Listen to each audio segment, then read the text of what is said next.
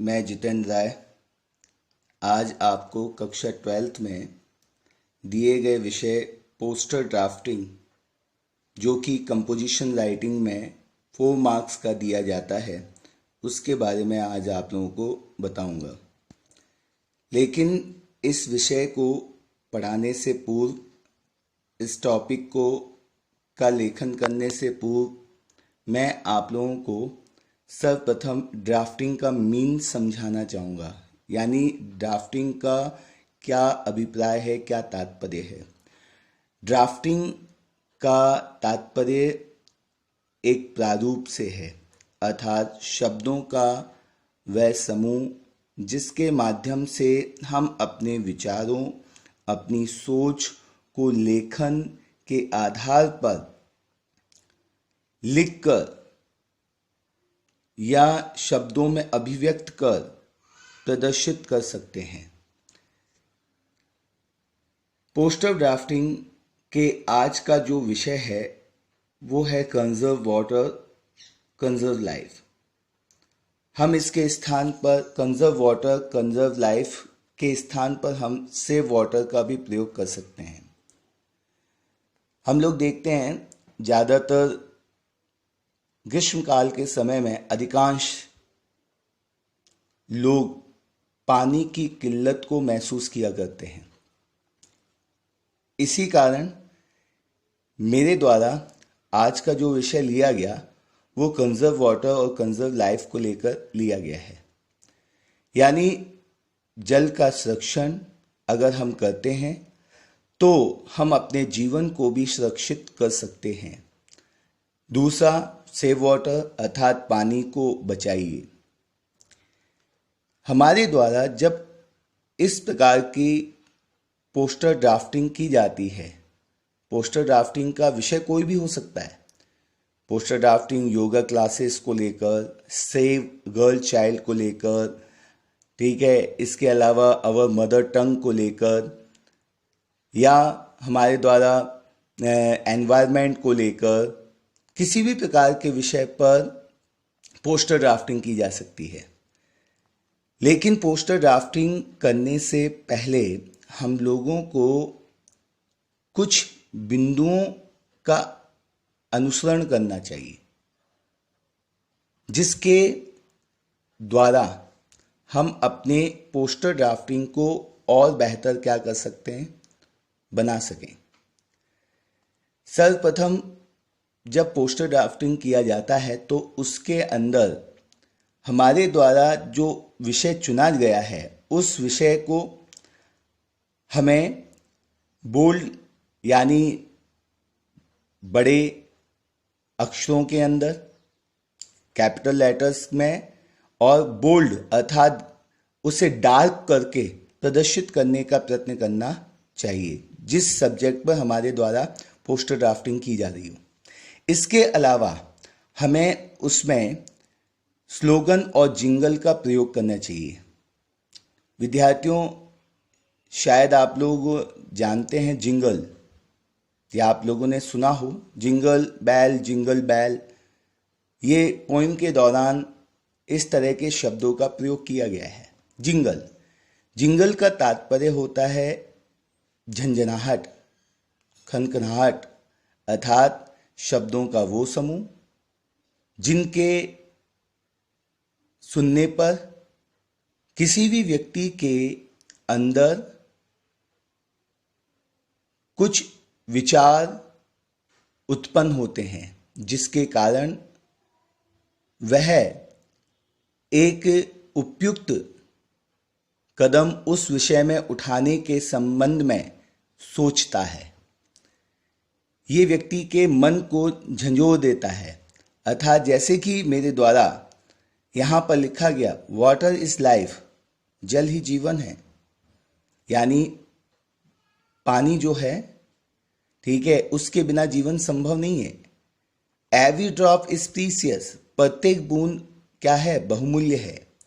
हम लोग जानते हैं कि पानी जो है वह जीवन है, क्योंकि बिना पानी के हम भविष्य की कल्पना नहीं कर सकते, हम अपने जीवन की कल्पना नहीं कर सकते हैं। और आप जानते हैं कि इस पृथ्वी में पानी का कितना बड़ा महत्व है। पशु पक्षी मनुष्य ये सभी पानी पर पूर्ण रूप से क्या है, निर्भर हैं। तो हमने देखिए, इसलिए जिंगल में लिखा है कि water is life, every drop is precious. पानी ठीक है जीवन है और प्रत्येक बूंद इसकी क्या है, बहुमूल्य है। इसके स्थान पर हम जिंगल में ये भी प्रयोग कर सकते हैं, यू हैव प्लेंटी, आपके पास प्रचुर है। वाइल जबकि अदर्स अन्य आर ईगर फॉर ड्रॉप्स, अन्य लोग जो हैं वो बूंदों के लिए, जल की बूंदों के लिए क्या हैं, उत्सुक हैं। हम जानते हैं कि अच्छी तरह से हमें इस बारे में पता है कि राजस्थान में ग्रीष्मकाल के दौरान किस प्रकार से पानी की किल्लत को महसूस किया जाता है। हमसे बेहतर इस चीज को और कोई नहीं समझ सकता। लेकिन जहां पर प्रचुर मात्रा में पानी है वो लोग जल के महत्व को बिल्कुल नहीं जानते हैं। इसलिए हमें पानी के महत्व को समझना चाहिए, ठीक है, और लोगों को इस संबंध में जागरूक करना चाहिए कि पानी को हमें हमेशा बचाना है, क्योंकि हम बिना जल के आगे की भविष्य की कल्पना नहीं कर सकते हैं। और अपनी आने वाले जो सक्सेसर्स अर्थात जो हमारी पीढ़ी है, हम उस पीढ़ी को ठीक है के सामने एक भयानक सा दृश्य छोड़कर जाएंगे। तो इन सभी से उन्हें बचाने के लिए पानी के महत्व को हमें समझाना चाहिए। देखिए, फिर इसके बाद मेरे द्वारा अपनी इस ड्राफ्टिंग के अंदर एक ड्राइंग की है।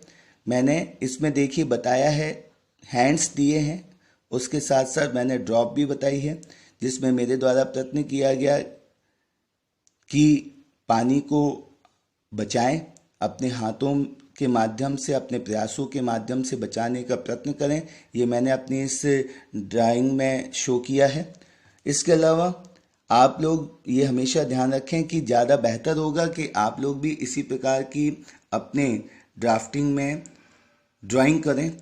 इसके अलावा आप देखिए, मैंने यहाँ पर एक टैब बनाई है और उस टैब के नीचे मैंने यहाँ पर पानी को शो किया है, बताया है कि किस प्रकार से व्यर्थ में पानी बह रहा है।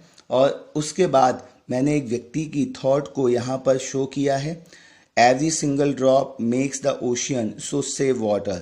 प्रत्येक पानी की बूंद जो है, एक एक बूंद जो है वो बनाती है क्या, एक समुद्र को बनाती है, इसलिए पानी को बचाएं।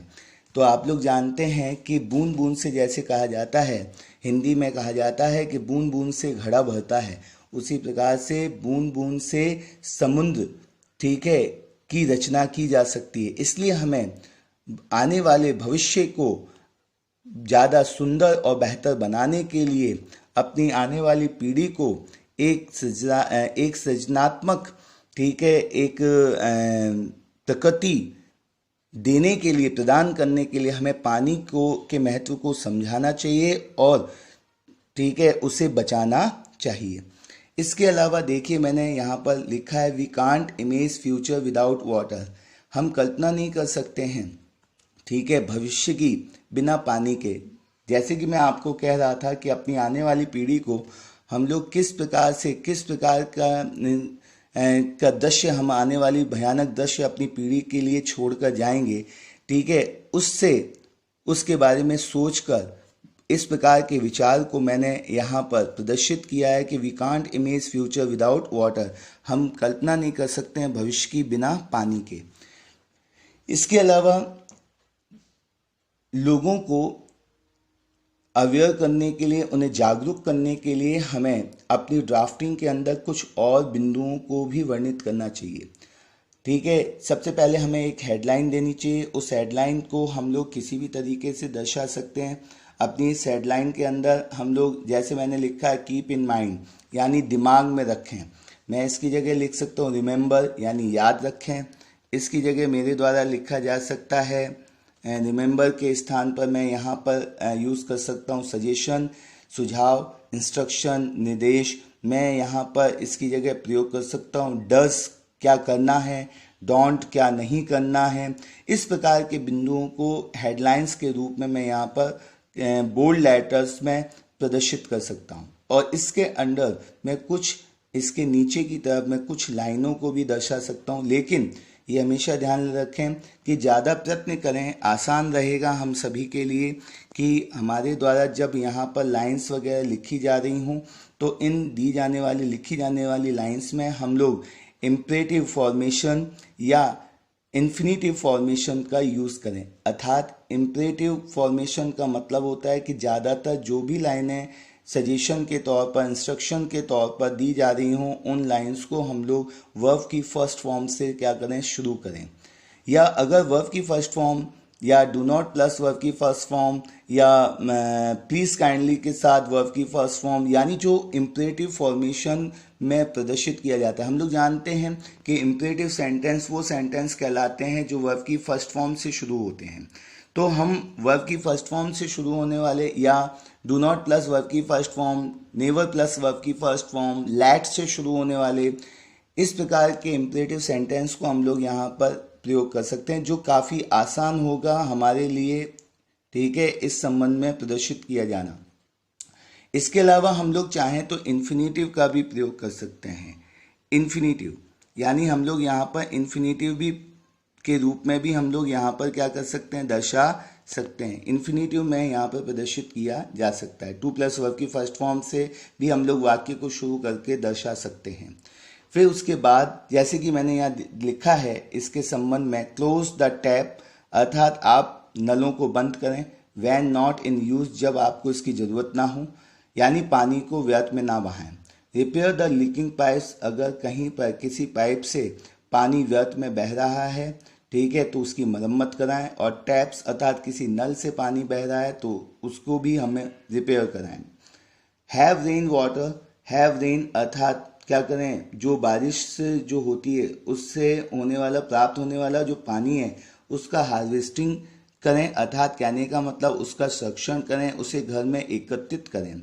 यूज़ वाटर जुडिशली अर्थात हम पानी को, ठीक है, पूर्वाहित तौर पर जिस तरह से पूर्व के समय काल में जल का संरक्षण किया जाता था, पानी के जल स्रोतों को बचाकर रखा जाता था, उसी प्रकार से हम जल को क्या करें, बचाएं। वाटर वाटर मैंने लास्ट में देखिए फिर से एक जिंगल ऐसे ही लिखा है कि वाटर वाटर एवरीवेयर, पानी पानी हर जगह है। सो इसलिए ट्राई कोशिश करें, एंड सेव इट इसे बचाएं। इफ़ यू कैन केयर यदि आप इसकी परवाह कर सकते हैं, अगर करते हैं तो इसे क्या करें, बचाएं। और उसके बाद लास्ट में मेरे द्वारा लिखा गया इशूड बाय। इशूड बाय का मतलब हो गया जारी करना, ठीक है, अर्थात किसके द्वारा, ठीक है, यह जारी किया जा रहा है, कौन, किस विभाग के द्वारा। जैसे मान लीजिएगा, सपोज कीजिएगा, issued by government of Rajasthan, ठीक है, उनके द्वारा इसको जारी किया गया है। या किसी भी ऑर्गेनाइजेशन अर्थात किसी भी तरह का अगर कोई संगठन है, ठीक है, जो लोगों के अंदर जल को लेकर, उसके संरक्षण को लेकर क्या कर रहा है, लोगों को अवेयर कर रहा है, जागरूक कर रहा है, तो इस प्रकार से हम लोग उस ऑर्गेनाइजेशन का, उस कमेटी का यहाँ पर क्या कर सकते हैं, इशूड बाय में उसके नीचे यहाँ पर नाम लिख सकते हैं, ठीक है। इस प्रकार से हम अपने विचारों को, अपने थॉट्स को, आइडियाज़ को एक ड्राफ्टिंग के माध्यम से पोस्टर के अंदर प्रदर्शित करके बेहतर तरीके से क्या कर सकते हैं, उन्हें दर्शा सकते हैं और उन्हें अवेयर कर सकते हैं, ठीक है।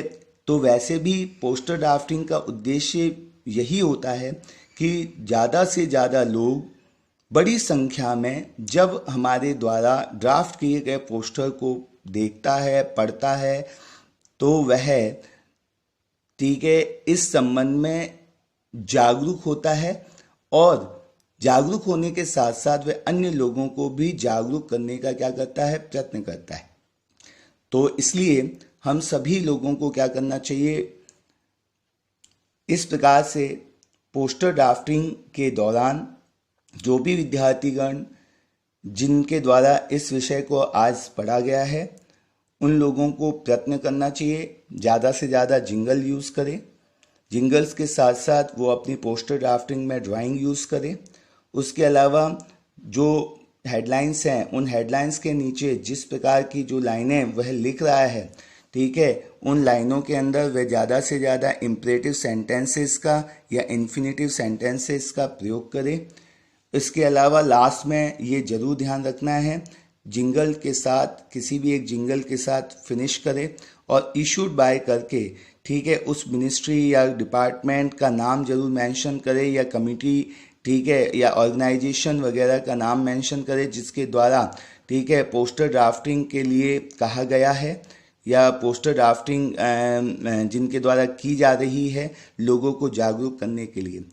आज के इस विषय में मेरे द्वारा कक्षा 12 के विद्यार्थियों जो कि वर्तमान समय में अपने घरों के अंदर क्वारंटीन हैं, उन सभी को इस टॉपिक के माध्यम से मैं एक और संदेश देना चाहूँगा एट लास्ट अंत में, कि स्टे होम, स्टे सेफ, और सबसे ज़्यादा बेहतर तरीके से मैं अपने विद्यालय के द्वारा किए जाने वाले इन प्रयासों की भी सराहना करूँगा जिसमें विद्यालय प्रशासन के द्वारा, एसएनएस ग्रुप के द्वारा, हमारे अध्यापक गणों के सहयोग से आप सभी विद्यार्थी जो कि घर पर हैं वे अपने अध्ययन में किसी भी प्रकार से सफ़र ना हो, आपका अध्ययन खराब ना हो, ठीक है, आपका समय व्यर्थ ना जाए। तो विद्यालय प्रशासन के द्वारा किए जाने वाले इस सराहनीय प्रयास के लिए मैं अपने विद्यालय प्रशासन का शुक्रगुजार हूँ और सभी विद्यार्थियों से इस प्रकार की इच्छा रखता हूँ कि वह अपने समय का सही सदुपयोग करें और किए जाने वाले विद्यालय प्रशासन के इन प्रयासों का फ़ायदा उठाने का प्रयत्न करें और प्रत्येक अध्यापक के द्वारा पढ़ाए जाने वाले इस विषय को, हर एक टॉपिक को ध्यानपूर्वक अध्ययन करने का प्रयत्न करें। धन्यवाद, नमस्कार।